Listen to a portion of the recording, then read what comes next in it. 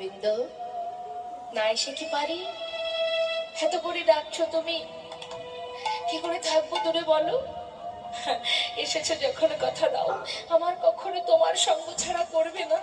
না, কথা দিলাম কখনো তোমায় সঙ্গ ছাড়া করব না। কিন্তু গোবিন্দ, যখন গলে আহা কাঁদতে কাঁদতে গঙ্গার জলে ডুবে মরতে গিয়েছিল মা, ওই প্রভু আমার আসার আগে একটা কোষ্টি পাথর জলে ভাসিয়ে দিয়েছিলেন। সেই পাথরটাকে গোবিন্দ ঘোষ যখন এক পা দুপা করে জলের ভিতরে নামছিলেন, ওই পাথরটা এসে তার অঙ্গে এসে বারবার লাগছে।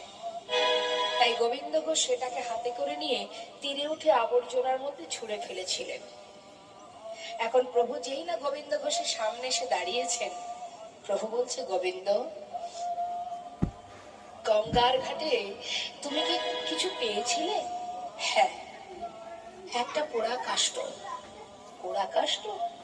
গোবিন্দ ঘোষ কিন্তু বাবা সেই পোড়া কাষ্ঠ মনে করে কোষ্টি পাথরটাকে চিনতে পারেনি, ভেবেছে কোনো মরা পোড়ানো কাঠ।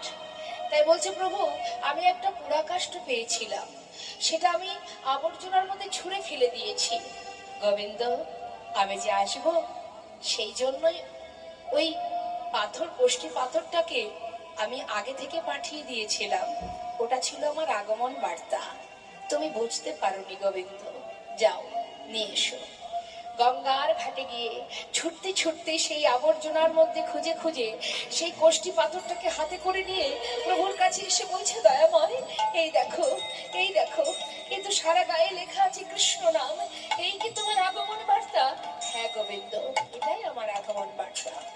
জানো গোবিন্দ, এটা দিয়ে একটা বিগ্রহ তৈরি হবে, আর সেই বিগ্রহ আমি তোমার ঘর স্থাপন করব।